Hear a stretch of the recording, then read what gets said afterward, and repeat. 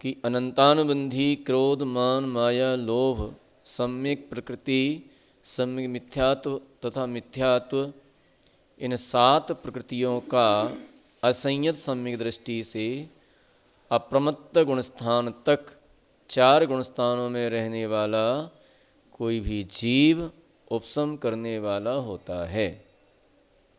ठीक है, 4 अनंतानुबंधी कसाय और 3 दर्शन मोहनी की उन्हें मिथ्यात्व सम्यक मिथ्यात्व और सम्यक प्रकृति इनका जो है उपशम करने वाला कौन होता है? 4 से लेकर के 7 गुणस्थान तक का जीव। ठीक है, मान लीजिए कोई मुनि महाराज हैं और उनको अभी सम्यक दर्शन नहीं हुआ है, द्रव्य से तो मुनि महाराज हैं और भाव से भी नहीं है, मिथ्या दृष्टि है, तो ऐसे जीव यदि सम्यक्त को प्राप्त करें, उपशम सम्यक्त को प्राप्त करें तो सीधा उनका 7वां गुणस्थान बनता है। ठीक है, फिर 6वें में आ जाते हैं, फिर 7वें 6वें में, तो इस तरह से ये 7वें गुणस्थान वाले होते हैं। और नहीं, और यदि कोई पंचम गुणस्थानवर्ती कोई श्रावक हैं लेकिन सम्यक दर्शन नहीं हुआ है, 5वां गुणस्थान नहीं, गुणस्थान पहला है लेकिन 2 प्रतिमा 5 प्रतिमा एलग क्षुल्लक आदि पालन करते हैं और उनको यदि सम्यक दर्शन होता है तो सीधा उनका 5वां गुणस्थान बनता है। इसी प्रकार से आर्यका माता जी का जानना चाहिए। आर्यका माता जी हैं लेकिन मिथ्या दृष्टि है, गुणस्थान पहला है, उनको यदि सम्यक दर्शन हो जाए वो तो प्रथमोपम सम्यक दर्शन हो तो सीधा उनका 5वां गुणस्थान बन जाता है। हाँ, और यदि कोई अव्रती है तो उसका 4था गुणस्थान बन जाता है। तो इस प्रकार से 4 5 6 और 7 इन 4 गुणस्थान वाले जीव 7 प्रकृतियों का उपशम करते हैं।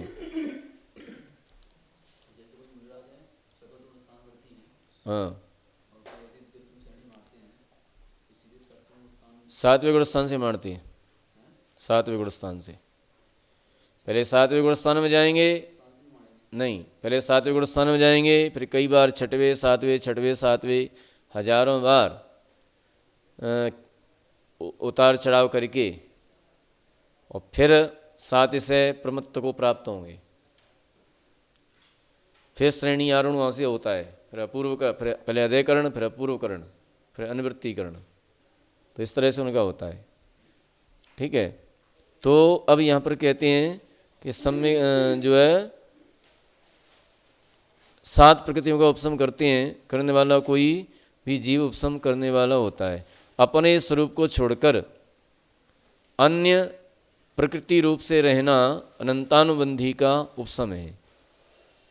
ठीक है, अब अनंतानुबंधी का उपशम क्या है तो उन्होंने बता दिया कि अपने स्वरूप को छोड़ करके अन्य प्रकृति रूप से रहना, कौन सी? अप्रत्याख्यानावरण प्रत्याख्यानावरण संजुलन रूप होकर के उदय में आना, ये अनंतानुबंधी का उपशम है। ठीक है, 308 पेज नंबर 308। और उदय में नहीं आना ही दर्शन मोहनी की 3 प्रकृतियों का उपशम है। जो दर्शन मोहनी की 3 प्रकृतियां हैं वो उदय में नहीं आना उनका उपशम है। ठीक है, क्योंकि उत्कर्षण अपकर्षण और पर प्रकृति रूप से संक्रमण को प्राप्त और उपशांत हुई उन 3 प्रकृतियों का अस्तित्व पाया जाता है।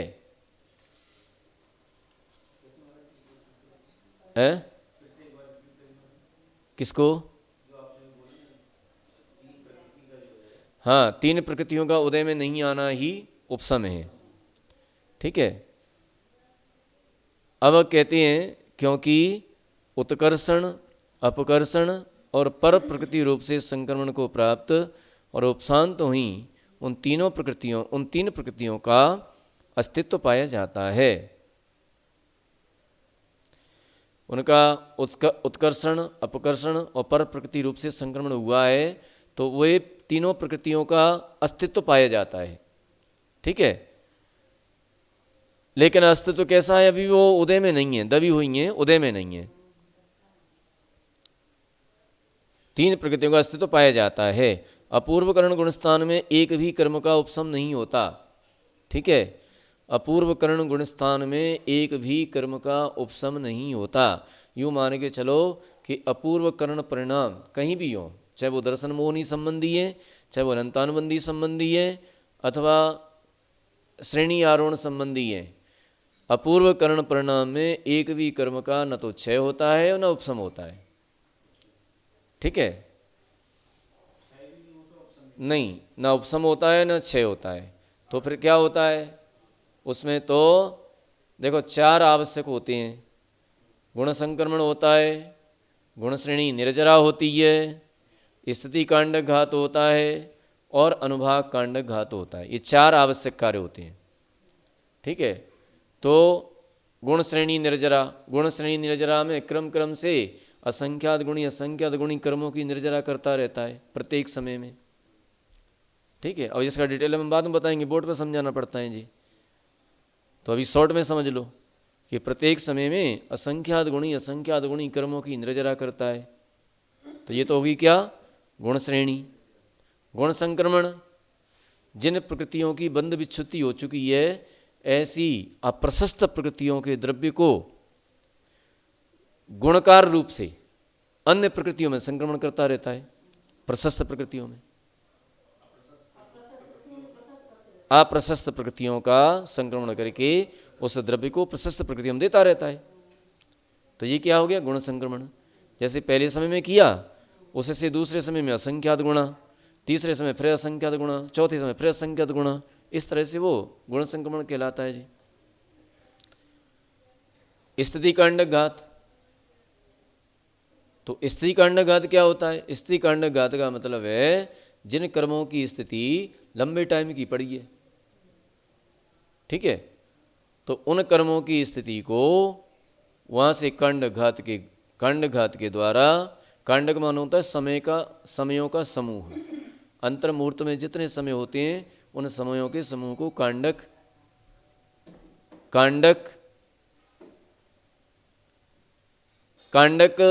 आयाम कहते हैं उसको, नहीं, कांडक प्रकीर्णक काल कहते हैं।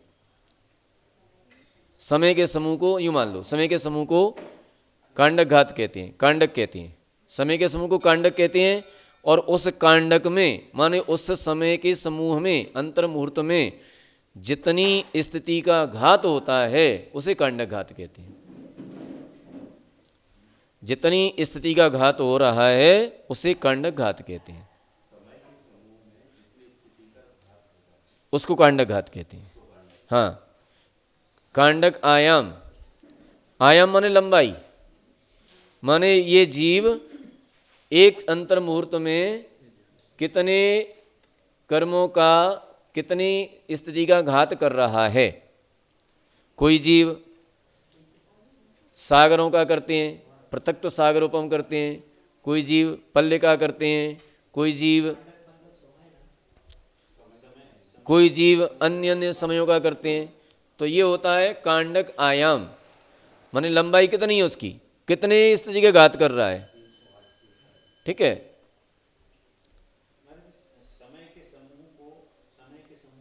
कांडक कहते हैं, समय के समूह को कांडक कहते हैं।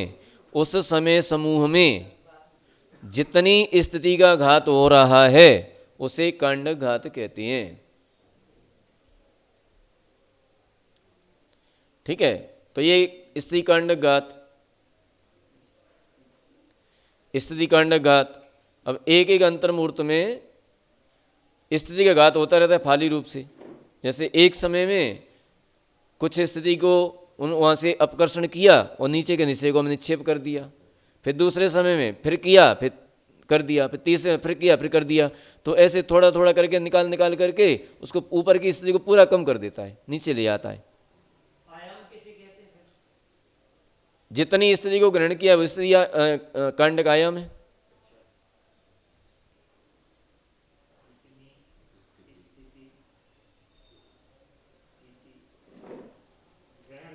हाँ, उत्कीर्ण काल, उसे आयाम कहते हैं, कांडक आयाम। उत्कीर्ण काल, उत्कीर्ण काल, उत्कीर्ण काल, उत्कीर्ण काल। उत्कीर्ण काल का मतलब है कि जितने उस कांडक में समय हैं उनको उत्कीर्ण काल कहते हैं।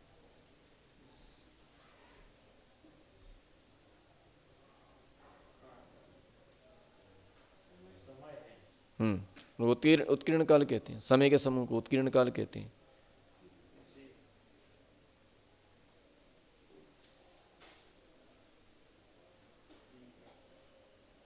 ठीक है, तो एक एक समय में एक फाली रूप से, जैसे फाली का मतलब होता है पीस कर देना, फांक, फांक बोलते हैं ना, जैसे कोई फल है तो उसके टुकड़े कर देते हैं, फांक। तो ऐसे ही फाली, यहाँ काय का प्रयोग करें, फाली। तो जो हाँ द्रव्य समूह है, द्रव्य है, उस द्रव्य में से थोड़ा थोड़ा द्रव्य ग्रहण करके, माने एक एक भाग ग्रहण करके, और उसको नीचे जो द्रव्य है उसमें क्षेपण करता रहता है। जैसे कि उसने अंतर्मुहूर्त स्थिति को शेष रखा है, वो अंत कोटा कोटि को शेष रखा है। तो अंत कोटा कोटि सागर के ऊपर जितनी स्थितियां हैं, जितना द्रव्य है, उसको ला ला करके नीचे क्षेपण करता रहता है उस अंतर्मूर्त अंत कोटा कोटि सागर की स्थिति में। तो ये होता है कांडक घात। जैसे सबसे पहले बहुत लंबा कांडक घात ग्रहण करता है, बहुत लंबा कांडक घात करता है, 70 कोड़ा कोड़ी का करता है। तो 70 कोड़ा कोड़ी की स्थिति को ला करके जितना वहाँ पर द्रव्य कर्म समूह है, कर्म परमाणु समूह है, उस स्थितियों में हैं, उन कर्म समूहों को ला करके और अंत कोटा कोटि की स्थितियों में क्षेपण कर देता है। हाँ, तो उसको क्या कहते हैं, वो प्रायोगिक लब्धि करता है ना, प्रायोगिक लब्धि में। तो 70 कोड़ा कोड़ी की स्थिति थी, तो 70 कोड़ा कोड़ी में माने 70 कोड़ा कोड़ी में जितने कर्म परमाणु उदय में आ रहे थे, उन कर्म परमाणुओं को 70 कोड़ा कोड़ी में से खींच करके, थोड़ा थोड़ा फाली के द्वारा एक एक समय में खींच खींच करके और अंत कोटा कोटि में स्थापित कर देता है। कितने समय में, एक अंतर्मूर्त में। आई समझ में? हाँ, 70 कोड़ा कोड़ी को अब कांड घात करता है उसके वो परिणाम से, ऐसी स्थिति है उसकी स्वभाव। गुणस्थान तो पहला है।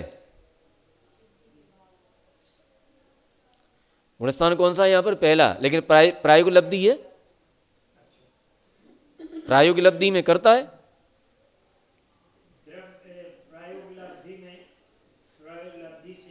प्रायोगिक लब्धि में, प्रायोगिक लब्धि काल में, जितना उसका लब्धि काल है, लब्धि का काल है, उतने काल में 70 कोड़ा कोड़ी की स्थिति को ला करके और अंत कोटा कोटि में कर देता है।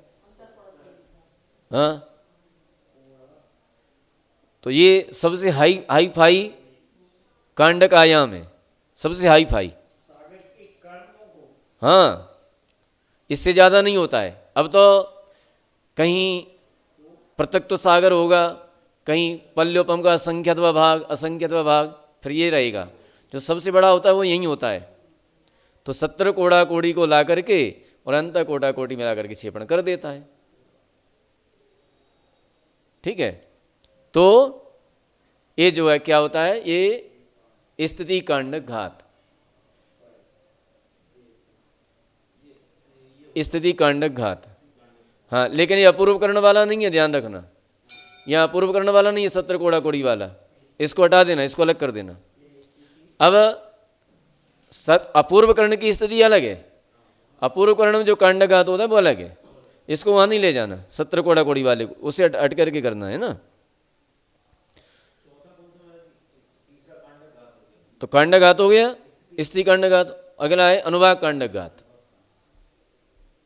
तो ये 4 कार्य अपूर्व कर्ण में अवश्य होते हैं। अनुभाग कांडक घात, अनुभाग कांडक घात, उसमें जितना अनुभाग है उसका अनंत बहुभाग कम करता रहता है प्रत्येक अंतर्मूर्त में। जैसे उसमें शक्ति है, बहुत सारी शक्ति है, उस शक्ति में से कम कर करके थोड़ी शक्ति रख लेता है, माने अनंतवा भाग रख लेता है, अनंत बहुभाग को खत्म कर देता है एक अंतर्मूर्त में।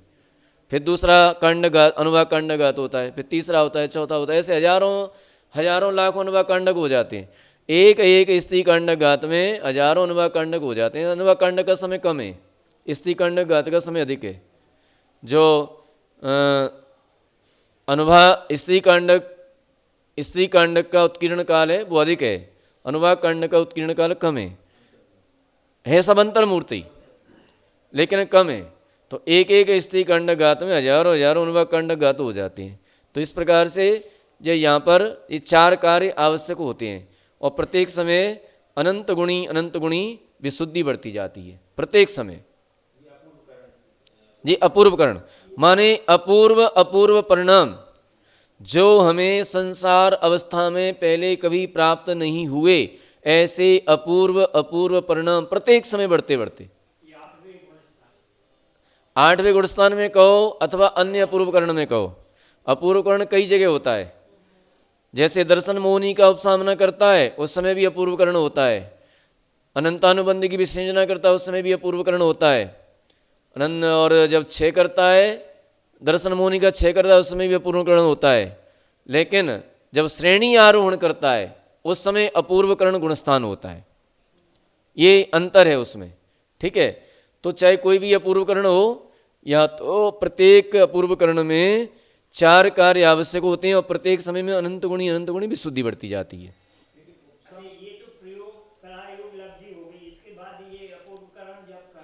प्रायोग लब्धि तो बहुत पहले हो गई। प्रायोग लब्धि के बाद अधैकरण होता है और फिर होता है अपूर्वकरण।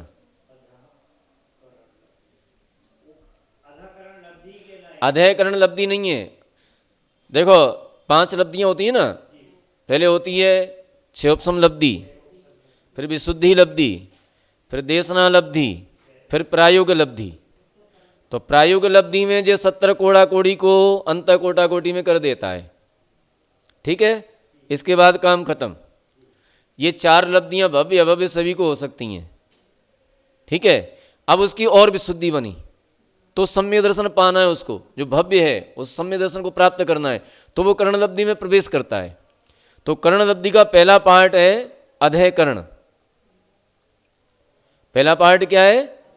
अधैकरण। दूसरा पार्ट क्या है? अपूर्वकरण। और तीसरा पार्ट क्या है? अनिवृत्तीकरण। कर्ण लब्धि के 5वीं कर्ण लब्धि अनिवृत्तीकरण। हाँ, तो कर्ण लब्धि के 3 पार्ट हो जाते हैं, 3 भाग हो जाते हैं। तो ये 3 पार्ट जो होते हैं ना, ये 3 भाग अधैकरण अपूर्वकरण अनिवृत्तीकरण, ये सभी में लागू होते हैं। तो यहाँ तो अपन दर्शन मोहिनी की अपेक्षा से बात कर रहे हैं, लेकिन विसंयोजना करता है तब ये 3 कर्ण होते हैं, और क्षय करता है दर्शन मोहिनी का क्षय करता है तब भी 3 कर्ण होते हैं, श्रेणी आरोहण करता है तब भी 3 कर्ण होते हैं।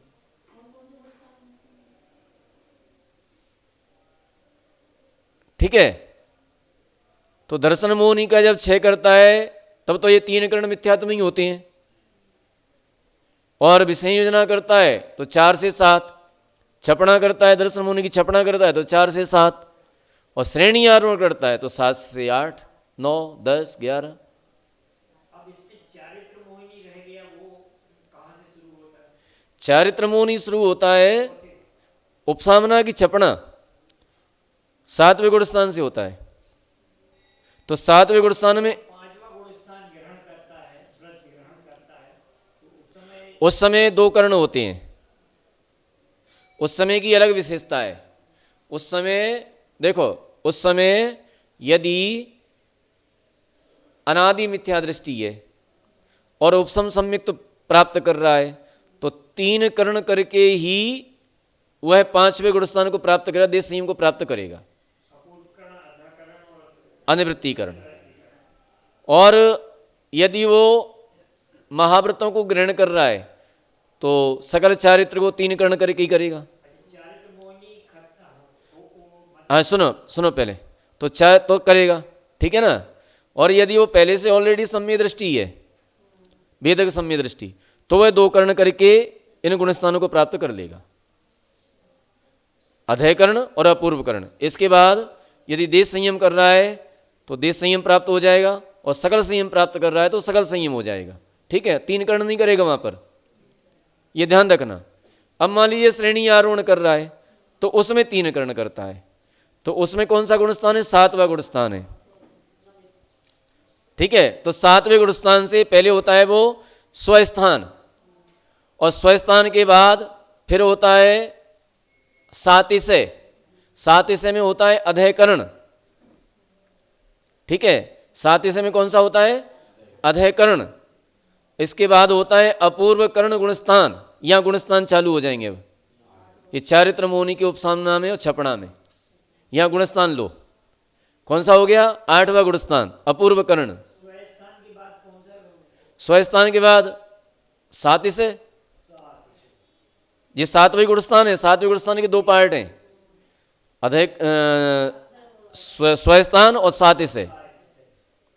ठीक है, फिर इसके बाद 8वां आता है, फिर 9वां, फिर 10वां। यदि उपसम श्रेणी वाला है तो 11वां, और छपक श्रेणी वाला तो सीधे 12वां 10वें से। ठीक है, आगे समझे मुझे? श्रेणी आरोहण की प्रक्रिया, अपूर्व कर्ण। ठीक है, तो पहले 5 लब्धि होती हैं, तो 5 लब्धियों में 4 लब्धियां तो सामान्य है, भव्य अभव्य सभी की हो जाती हैं। कर्ण लब्धि जो होती है उसके 3 पार्ट होते हैं, अधय कर्ण, अपूर्व कर्ण, अनिवृत्ति कर्ण। अनिवृत्ति कर्ण के बाद फिर वो उपसम संयुक्त को प्राप्त करता है, अथवा विसंयोजना करता है, अथवा दर्शन मोहन की छपना करता है। ठीक है, तो ये तो हो गई यहाँ की बात। अब आ जाओ श्रेणी में। अब श्रेणी में चलते हैं अब। ठीक है, ये अपूर्व कर्ण समझ में आ गया? क्लियर? यहाँ 4 कार्य आवश्यक होते हैं, या कोई कर्म का क्षय नहीं होता है, उपसम नहीं होता है, मात्र 4 विशेष कार्य होते हैं। ठीक है, गुण संक्रमण, स्त्री कांडक घात, अनुवाद कांडक घात और गुण श्रेणी निर्जरा। ठीक है, अब आगे चलते हैं अपन। ठीक है, अनिवृत्तीकरण गुणस्थान में, अनिवृत्तीकरण गुणस्थान में उपसम और क्षय यहां पर होता है। अनिवृत्तीकरण गुणस्थान में 6 उपसम होता है, 6 होता है अथवा उपसम होता है। अगर छपक श्रेणी है तो 6 होता है, उपसम श्रेणी तो उपसम होता है। ठीक है, दर्शन मोहनी का उपसम होता है, और दर्शन मोहनी का 6 भी होता है। अनंतानुबंध की विसंयोजना भी होती है। कौन से में? अनिवृत्तीकरण में। नहीं, अनिवृत्तीकरण परिणाम अगर दर्शन मोहनी का लेंगे तो अनिवृत्तीकरण परिणाम लेंगे, और चारित्र मोहनी का लेंगे तो फिर 9वां गुणस्थान लेंगे। ठीक है, अब जिसमें लगाना है उसमें लगा लो। तो यहां पर अपन अब चलते हैं श्रेणी में, दर्शन मोहनी की छपना अथवा उपसामना। ठीक है, अब अपन प्रारंभ करते हैं यहां से पूरा। दर्शन मोहनी की छपना में भी अनिवृत्तीकरण होता है, हाँ, उपसामना में भी होता है। दर्शन मोहनी की उपसामना, हाँ हाँ, उपसामना का उपसम का एक ही बात है। और अनंतानुबंधी की भी संयोजना में भी होता है। तो ये तो हो गया दर्शन मोहनी संबंधी। यहाँ का अब स्टॉप कर दो।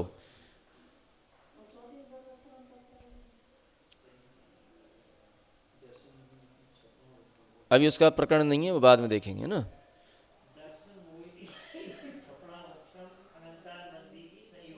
हाँ, इनमें ये कर्ण होते हैं, 3 कर्ण होते हैं ना, अधयकरण, अपूर्वकरण, अनिवृत्तीकरण। अनिवृत्तीकरण में इनका कर देता है क्रियाक्रम जो भी है, उपसामना, छपना या विसंयोजना। ठीक है, अब आते हैं अपन श्रेणी में।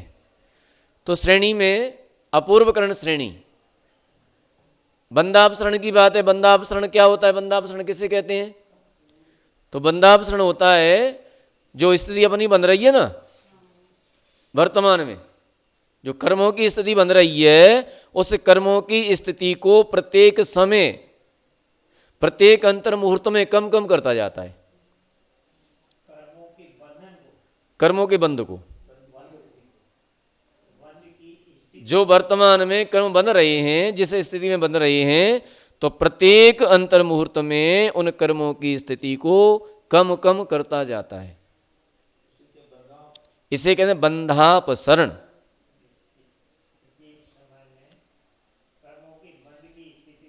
कम कम करता जाता है, प्रत्येक समय में नहीं, प्रत्येक अंतर मुहूर्त में लिखना, नहीं तो गड़बड़ हो जाएगा। हाँ, जैसे मान लीजिए उदाहरण के लिए लिख लीजिए, उदाहरण के लिए लिख लीजिए कि अभी कोई वर्तमान में मान लीजिए कोई एक सागर की कर रहा है, स्थिति को बंद कर रहा है, ठीक है ना, ये उदाहरण है। एक समय की एक सागर की स्थिति को बंद कर रहा है, तो अंतर मुहूर्त तक तो वो एक सागर की करेगा, और अंतर मुहूर्त के बाद वो पल्योपम के संख्यात विभाग कम करेगा, तो पल्योपम का संख्यात विभाग कम हो गया। फिर अंतर मुहूर्त उतनी स्थिति को बंद करेगा, पल्योपम का संख्यात विभाग कम, एक सागर। फिर उसके बाद एक पल्योपम का संख्यात विभाग कम कर देगा, ठीक है। तो ऐसे करते करते स्थिति को कम करता जाता है। इसको कहते हैं बंधापसरण। बंधापसरण भी दो प्रकार के होते हैं, एक प्रकृति बंधापसरण होते हैं और एक स्थिति बंधापसरण होते हैं। हाँ, स्थिति बंधापसरण में प्रत्येक अंतर मुहूर्त में स्थिति को कम करता जाता है, और प्रकृति बंधापसरण में एक एक प्रकृति कम होती जाती हैं, प्रकृति कम होती जाती हैं।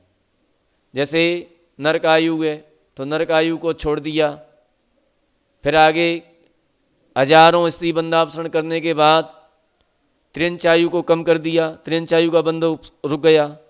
फिर हजारों स्त्री बंधापसरण करने के बाद त्रियंच गति आदि इनका बंधापसरण हो गया, नरक गति आदि का बंधापसरण हो गया। तो इस प्रकार से बंधापसरण करता जाता है, ठीक है। तो ये होते हैं प्रकृति बंधापसरण, और स्थिति बंधापसरण में प्रत्येक समय स्थिति को कम करता जाता है। एक सागर यदि बंद होता है तो वो असंख्यात विभाग, किसका असंख्यात विभाग? पल्ले का संख्यात भाग कम कर देता है।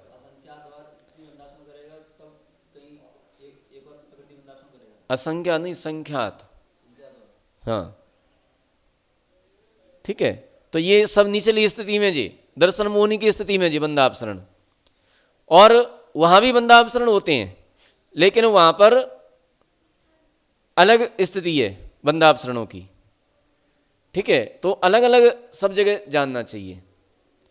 शब्द एक जैसे हैं लेकिन परिणाम में अंतर है, अलग अलग परिणाम है सबके। इसलिए अब अपन चलते हैं, तो अब उपसामना विधि को कहते हैं। उपसामना विधि, हाँ, उपसामना विधि, कर्मों की उपसामना किस प्रकार से करता है, तो ये प्रक्रिया यहां पर बतला रही है, ठीक है।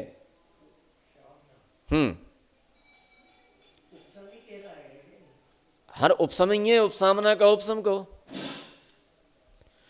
तो दर्शन मोहनी की तीन प्रकृतियों को उपसम किया, क्योंकि उत्कर्षण, अपकर्षण और प्रकृति रूप से संक्रमण को प्राप्त और उपशांत तो इन तीन प्रकृतियों का अस्तित्व पाया जाता है। अपूर्वकरण गुणस्थान में एक भी कर्म का उपसम नहीं होता, ठीक है। तो ये उपसम कहाँ होता है, ये दर्शन मोहनी का उपसम कहाँ होता है, ये होता है चौथे गुणस्थान से लेकर के सातवें गुणस्थान तक, ठीक है। दर्शन मोहनी का उपसम कहाँ होता है, चौथे गुणस्थान से लेकर के सातवें गुणस्थान तक, और इसका छपण भी वहीं होता है, छपणा भी वहीं होती है इसकी, और इस अनंतानुबंध की विसंयोजना भी यहीं होती है, 4 से लेकर के 7 तक। ये तीनों क्रियाएं एक ही माने जैसी रहती हैं, 4 से 7, 6 दर्शन मोहनी का, 4 से 7। हाँ। अब यह कहते हैं कि अपूर्वकरण गुणस्थान में एक भी कर्म का उपसम नहीं होता, किंतु अपूर्वकरण गुणस्थान वाला जीव प्रत्येक समय अनंत गुणी विशुद्धि से बढ़ता हुआ एक एक अंतर मुहूर्त में एक एक स्त्री खंड का घात करता हुआ संख्यात 1000 स्त्री खंडों का घात करता है, और उतने ही स्थिति बंधापसरणों को करता है। बंधापसरण समझ में आ गया? प्रत्येक समय स्थिति को घटाना, जो बनने वाली स्थिति उसको घटाना। और स्त्री कांडक घात क्या है, जो पूर्व की स्थिति पड़ी थी, पहले की स्थिति पड़ी थी कर्मों की, उस स्थिति को कम करना, ये क्या है? स्थिति कांडक घात। और बंधापसरण जो वर्तमान में बन रही है उसको कम करना, ये दोनों में डिफरेंस है। ठीक है, बंधापसरण और स्थिति कांडक घात दोनों का समय एक ही है। जितना टाइम स्त्री कांडक घात का है उतना ही टाइम बंधापसरण का है सबके अंतर्मूर्त। ठीक है, बस अंतर इतना है कि वो पुराने कर्म की स्थिति को घटा रहा है और ये नए कर्म की स्थिति को घटा रहा है बंधापसरण में। ठीक है, तथा एक एक स्त्री खंड के काल में संख्यात 1000 अनुभाग खंडों का घात करता है। अनुभाग खंड समझ में आ गया? प्रत्येक समय जितना अनुभाग है उस अनुभाग में से प्रत्येक अंतर मुहूर्त में अनंत गुणी अनुभाग को कम कर देता है। ये क्या कहलाता है? अनुभाग कांडक घात या अनुभाग खंड। ठीक है, आगे समझ में? अब आगे चलते हैं। अनुभाग में अनुभाग स्थिति नहीं है, अनुभाग में अनुभाग कम करता है, फल देने की शक्ति जो उसके अंदर तीव्रता है, फल देने की शक्ति है, ताकत है, उस ताकत को कम करता है। स्थिति टाइम, प्रत्येक अंतर मुहूर्त में। ठीक है, अब आगे चलते हैं। तो एक एक स्त्री कांडक में हजारों बंदा अनुभाग कांडक घात हो जाते हैं और प्रति समय असंख्यात गुणित श्रेणी रूप से प्रदेशों की निर्जरा करता है। ये क्या हो गई? गुण श्रेणी निर्जरा। प्रत्येक समय में आज आप लोग एक एक कैंडिडेट आ गए, बोले हम उनको पढ़ा देंगे, हम उनको पढ़ा देंगे, है ना? आपके वो नहीं आए, इनकी वे नहीं आई, तो प्रत्येक समय में, हाँ, प्रत्येक समय में असंख्यात गुणी प्रदेशों की निर्जरा करता है तथा जिन अप्रशस्त प्रकृतियों का बंध नहीं होता, अभी बता लिया था हमने, जिन अप्रशस्त प्रकृतियों का बंध नहीं होता है उन प्रकृतियों का, उनकी कर्म वर्गणाओं को उस समय बंधने वाली, जिन प्रकृतियों का बंध हो रहा है उस समय कौन सी प्रकृतियों का बंध हो रहा है? प्रशस्त प्रकृतियों का, है ना? अप्रशस्त का तो हो नहीं रहा है, प्रशस्त प्रकृतियों का। तो जिनका बंध हो रहा है उन प्रकृतियों में अप्रशस्त प्रकृतियों के द्रव्य को अनंत गुण, असंख्यात गुणा उनमें क्षेपण करता रहता है। इसको क्या कहते हैं? क्या कहते हैं? नहीं, इसको गुण संक्रमण। क्या कहते हैं? गुण संक्रमण। प्रत्येक समय असंख्यात गुण संक्रमण कर रहा है, माने पर प्रकृति रूप से कर रहा है। जैसे असाता है तो असाता का संक्रमण किस में करेगा? और कौन सी प्रकृति का बंद हो रहा है? साता का। अब साता में करता जाएगा, परिणामों के बल से उस असाता को भी साता रूप में परिणमित करता रहता है। प्रत्येक समय असंख्यात गुणा, असंख्यात गुणा। ठीक है,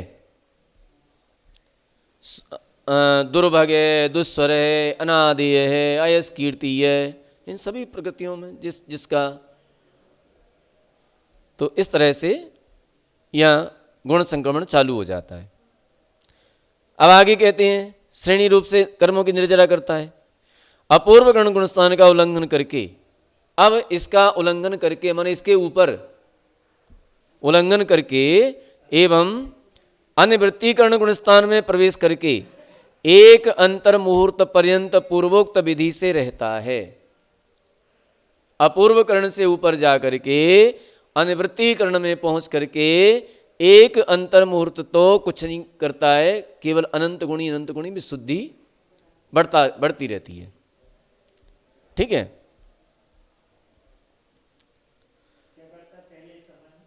अनंत गुणी विशुद्धि करता रहता है, पहले समय में नहीं है, पहले अंतर मुहूर्त में, एक अंतर मुहूर्त तक। तत्पश्चात एक अंतर्मुहूर्त काल के द्वारा 12 कसाय और 9 नौकसाय का अंतरकरण करता है।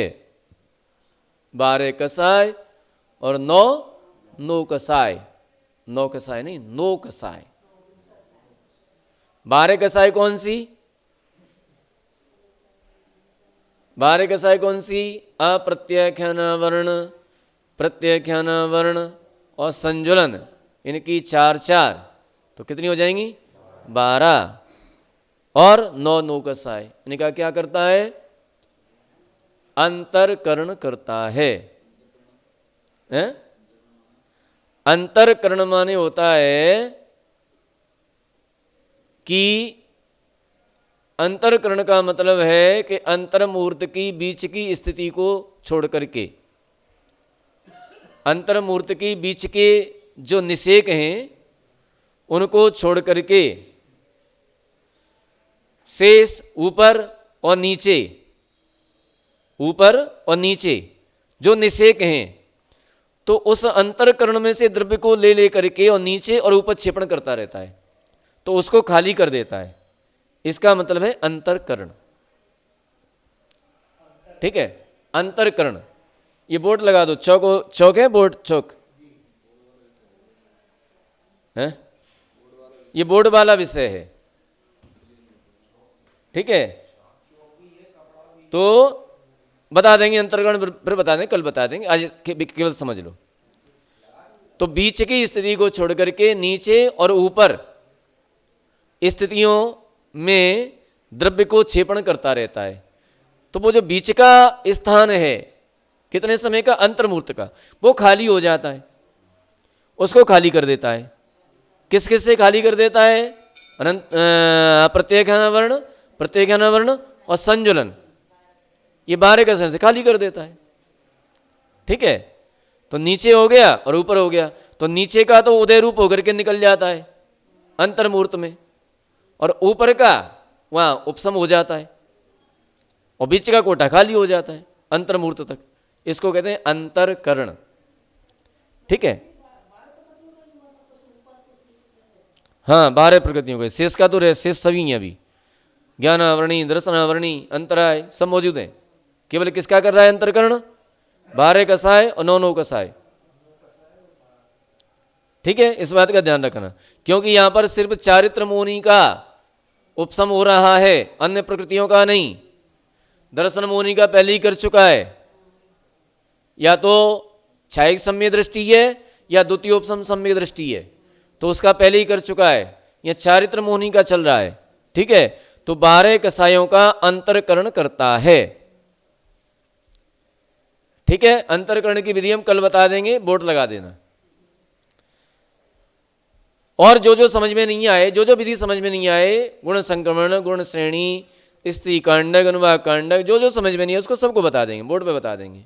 ठीक है, तो अंतरकरण विधि हो जाने पर प्रथम समय से लेकर ऊपर अंतर्मुहूर्त जाकर असंख्यात गुणी श्रेणी के द्वारा नपुंसक वेद का उपसम करता है।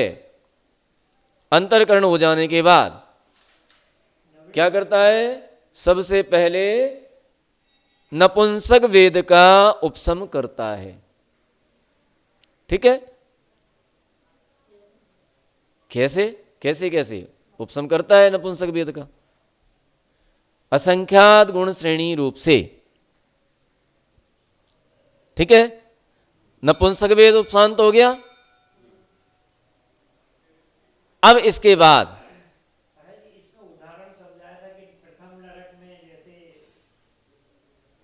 हाँ, प्रथम नरक में, ये प्रथम नरक की बात नहीं है, जो उपसम श्रेणी की बात है। मनुष्य है, मुनि महाराज हैं जी, ये नरक की बात क्यों कर रहे हो यहां पर? नरक में उपसम नहीं होता है किसी का, ये नपुंसक वेद का। हाँ, ये मनुष्य हैं, मुनि महाराज हैं और 9वें गुण स्थान में हैं। ठीक है, तो सबसे पहले किसका उपसम किया? नपुंसक वेद का। अब यहां पर एक प्रश्न है कि उपसम किसे कहते हैं? तो उदय, उदीरणा, उत्कर्षण, अपकर्षण और पर प्रकृति संक्रमण, स्थिति कांडघात और अनुभाग कांडघात के बिना ही कर्मों के सत्ता में रहने को उपसम कहते हैं। ये चीजें नहीं होंगी, उदय नहीं होगा,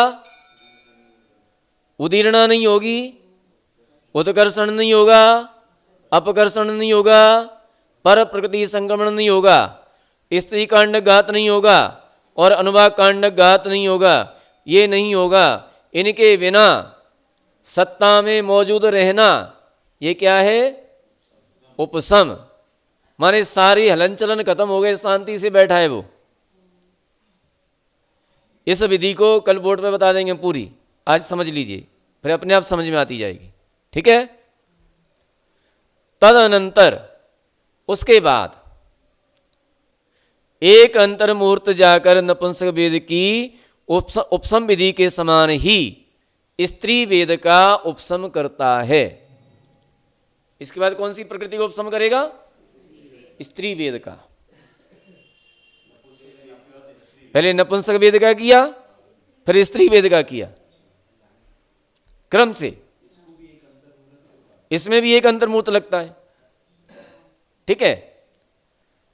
तो स्त्री वेद का उपसम किया और स्त्री वेद का उपसम करने के बाद पुनः एक अंतर्मूर्त व्यतीत होने पर उसी विधि से पुरुष वेद के एक समय कम 2 आवली मात्र नवक समय प्रबद्ध को छोड़कर शेष संपूर्ण प्राचीन सत्ता में स्थित कर्म के साथ 6 नौ कसायों का उपसम करता है। ठीक है। अब यहां पर एक बात आती है कि 6 नौ कसाय कौन सी? हाँ, 6 बची बाकी की। हास्य, रति, अरति, शोक, भय, जुगुप्सा, 3 वेद को छोड़ करके, और 3 वेद क्रम क्रम से चल ही रहे। स्त्री वेद का उपसम हो गया। अब पुरुष वेद। अब पुरुष वेद में नवक समय प्रबद्ध, ये नवक समय प्रबद्ध क्या कहलाता है? लिखो, नवक समय प्रबद्ध क्या कहलाता है जी? नमक नहीं, नमक नहीं है, नवक, वा, नवक, नहीं तो नमक समझ लो। ठीक है। तो नवक समय प्रबद्ध का मतलब होता है जो अभी अभी जिसका बंध हुआ है, नया बंध हुआ है। हाँ, जो कर्म अभी अभी बंद हुआ है, अभी बंद हुआ है, उसको कहते हैं ताजी, बिल्कुल ताजी, उसको कहते हैं नवक समय प्रबद्ध। 9वें गुणस्थान की चल रही है चर्चा, आप पहले से नहीं थे, इनसे पढ़ लेना अब। ठीक है। उसको क्या कहते हैं? नवक समय प्रबद्ध। क्योंकि पुरुष वेद का बंध कब तक होता है? 9वें गुणस्थान तक होता है। हाँ, उसका बंध और उदय एक साथ विच्छिन्न होते हैं। उदय भी उसी समय विच्छिन्न होता है और बंध भी उसी समय विच्छिन्न होता है। ठीक है। और जो प्राचीन द्रव्य है, जो पुराना, वो भी उसी समय क्षय हो जाता है या उपसम हो जाता है, उसका भी उसी समय उपसम हो जाता है। तो पुरानी सत्ता वाला पुरुष वेद का समय प्रबद्ध और 6 नौकसाय, इनका एक समय में क्या करता है? उपसम कर देता है। ठीक है, इनका उपसम कर दिया। अब बचा कौन सा है? नया वाला बचा है अभी, नया वाला नवक समय प्रबद्ध, नया वाला बचा है। पुराना तो खत्म हो गया, या तो उपसम हो गया, क्षय हो गया, या उपसम श्रेणी चल रही तो उपसम हो गया, छपक श्रेणी में छपक हो जा, क्षय हो जाता है ना। तो जो नया वाला बचा है वह 2 आवली में उसका भी क्षय कर देता है अथवा उपसम कर देता है, या उपसम कर देगा। कितने समय में? 2 आवली में। 2 आवली क्यों लगती हैं? दो आवली इसलिए लगती हैं क्योंकि एक आवली तक कर्म का कुछ होता नहीं है, वो वैसा का वैसे ही पड़ा रहता है। उपसम श्रेणी में तो उपसम करेगा और क्षय पग श्रेणी में क्षय करेगा। ठीक है, तो दो आवली क्यों लगती हैं? इसलिए लगती हैं कि एक आवली में तो कर्म का कुछ होता नहीं है, वो वैसा का वैसे ही पड़ा रहता है। माने अभी आया तो एक आवली तक वैसा वैसा ही पड़ा रहेगा, कुछ नहीं होगा उसका। फिर जब एक आवली बीत जाएगी तो अगले समय में निषेध रचना करता है। तो निषेध रचना कितने समय में करेगा अब, क्योंकि बंद तो हो नहीं रहा है, तो एक आवली समय में निषेध रचना कर देगा, उदयावली में ही निषेध रचना कर देगा। ठीक है, और निषेध रचना करके एक एक करके उपसम करता जाएगा, अथवा क्रोध में संक्रमण करता जाता है। जो संक्रमण हो रहा है ना, तो क्रोध में संक्रमण होता रहता है, क्योंकि क्रोध का बंद हो रहा है, अभी क्रोध का अभी बंद हो रहा है, तो पुरुष वेद का जो द्रव्य है उसको क्रोध में पलटता जाता है।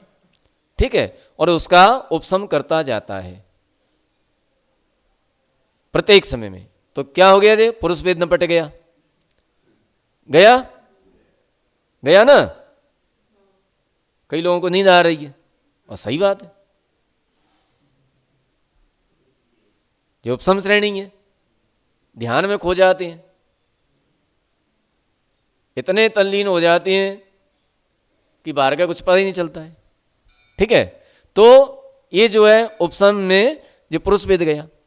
अब इसके बाद एक अंतर्मुहूर्त के बाद नंबर आता है क्रोध कसाय का, क्रोध संजुलन का। तो जो अप्रत्याख्यान वर्ण, प्रत्याख्यान वर्ण, ये सभी प्रकार का क्रोध अभी मौजूद है, तो ये जो है उसमें संजुलन क्रोध में संक्रमण कर जाता है, पूरा संजुलन क्रोध में संक्रमण करता रहता है। उसके बाद जब संजुलन क्रोध रहता है तो इसी प्रकार से जैसे पुरुष वेद में रहा था ना नवक समय प्रबद्ध, वैसे ही नवक समय प्रबद्ध को छोड़ करके शेष को उपशम कर देता है। तो क्रोध गया है ना, और दो आवली में उसको भी कर देता है। कौन से? नवक समय प्रबद्ध को। इसी प्रकार से मान से में से ही इसी प्रकार से एक अंतर्मुहूर्त में मान को निपटा देता है। फिर आ गई माया,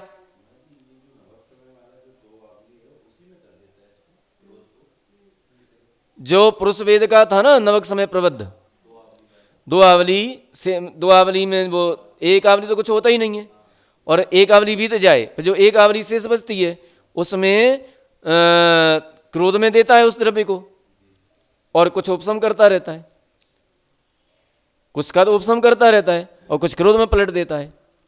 अब आगे चल करके संजुलन का, हाँ, अब आता है मान। तो पहले प्रत्याख्यान वर्ण, अप्रत्याख्यान वर्ण, मान संजुलन में करता है, और संजुलन के बाद फिर संजुलन का भी कर देता है। तो संजुलन मान में नवक समय प्रबद्ध को छोड़ करके शेष का प्राचीन पहले हो जाते हैं। फिर जो नवक समय प्रबद्ध बचा है वो संजुलन माया में चला जाता है, माया में जाता रहता है एक आवली काल तक। ठीक है, तो माया में परिवर्तित होता रहता है वो।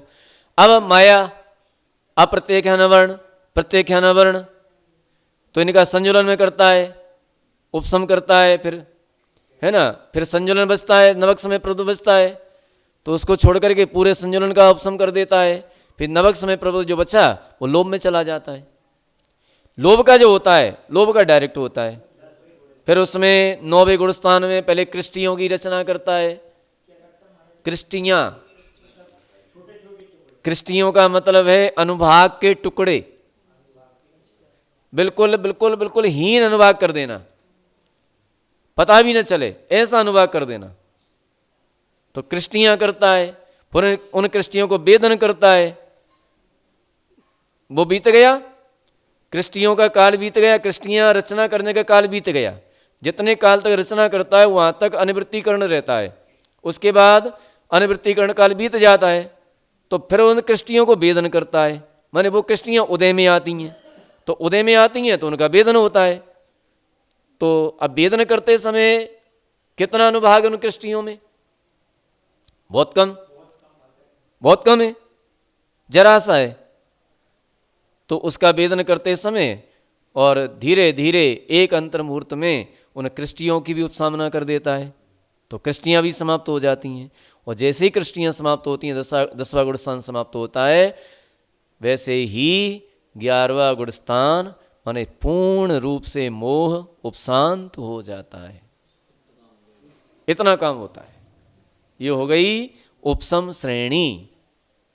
और उपसम श्रेणी का काल मुश्किल से 1 आध सेकंड होगा, 1 आध सेकंड।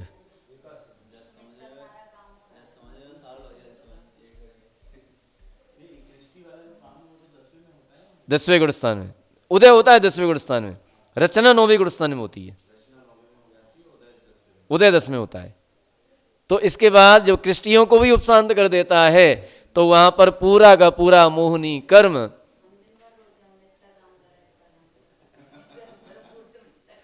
पूरा एक अंतर मुहूर्त का काम है ये सब, लेकिन समझने का सालों का काम है। ठीक है।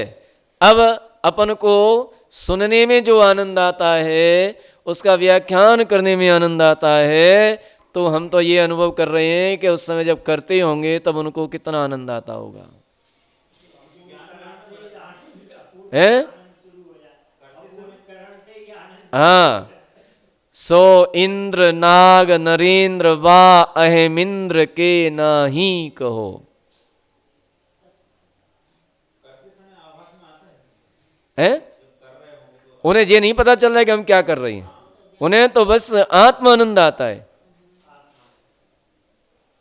आत्मानंद चलता है उनका। तो वो तो प्रत्येक समय विशुद्धि विशुद्धि बढ़ते बढ़ते बढ़ते प्रत्येक समय आत्मानंद बढ़ता जा रहा है उनका। इसी का नाम है स्वरूपाचरण चारित्र, अपने स्वरूप में स्थिर हो जाना। 11वें गुणस्थान में 12वें गुणस्थान में वे मुनि महाराज का जो आनंद है, सो इंद्र नाग नरेंद्र वा अहेमिंद्र के नाही कहो। जो आत्मा का आनंद है, स्वरूपाचरण चारित्र 11वें गुणस्थान में होता है, 12वें में होता है? नहीं नहीं, यहाँ शुक्ल ध्यान होता है यहाँ तो। ठीक है। तो ये जो आनंद होता है, अपन को कहने में सुनने में इतना आनंद आता है, अब जो करते हैं उनको कितना आनंद होगा। तो इसलिए तो कहा कि अहिमिंद्रों के, इंद्रों के, धर्णेंद्रों के वो आनंद नहीं हो सकता। चक्रवर्ती अपनी पूरी संपदा का उपभोग एक साथ करे तब भी उनके आनंद से अनंतवा भाग भी उस चक्रवर्ती को आनंद नहीं हो सकता। ठीक है। इतना आनंद आता है, ये आत्मा का आनंद है।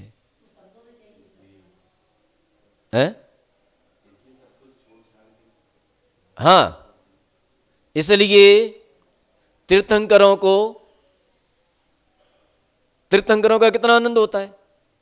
घर में स्वर्ग से भोजन आ रहा है, स्वर्ग से कपड़े आ रहे हैं, कुछ करना नहीं है, धरना नहीं है, भोजन के समय भोजन आता है, तब भी उनको वे भोग पसंद नहीं आते हैं और छोड़ छाड़ करके वो चले जाते हैं।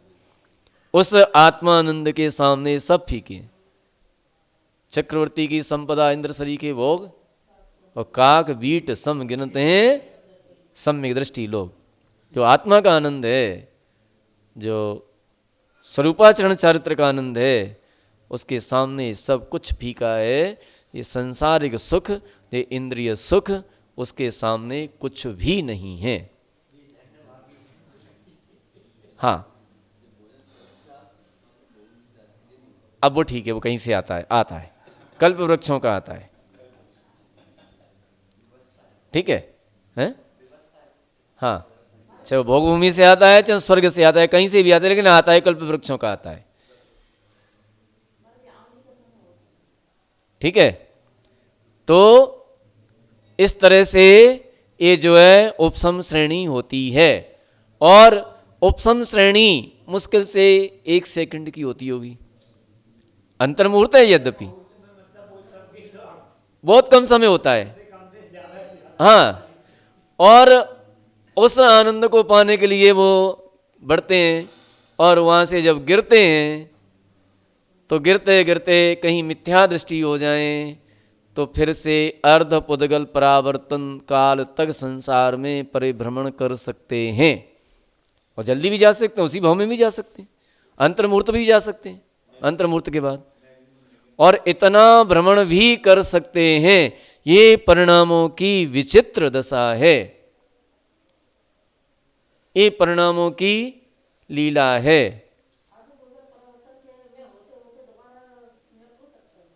हाँ, ठीक है। तो ये जो है अर्ध पुद्गल परावर्तन काल तक परिभ्रमण भी कर सकते हैं और अंतर्मूर्त में भी जा सकते हैं, दोनों ही बातें हैं। इसलिए कभी कभी हम कहते हैं कि जब ऐसे लोग जो 11वें गुणस्थान को टच करके वापस आ गए, नीचे आ गए हैं, और वे इतने काल तक भ्रमण कर सकते हैं, तो अपन किस खेत की मूली हैं, अपन तो महामूली हैं, है ना। इसलिए परिणामों को ध्यान रखो, परिणामों को प्रत्येक समय संभाल करके रखो, पता नहीं कब कौन से परिणाम किस तरह के हो जाएं। इसलिए आज ये उपसम श्रेणी का व्याख्यान किया, कल छपक श्रेणी की बात करेंगे, कल छपक श्रेणी चढ़ाएंगे सबको, है ना। आज उपसम श्रेणी चढ़ाई, है ना। नहीं, वहाँ से नहीं उतरेंगे, वहाँ से तो सीधे चले जाएंगे, चिंता नहीं करो। तो इस तरह से आज समय हो गया, शेष कल बोले महावीर भगवान की जय।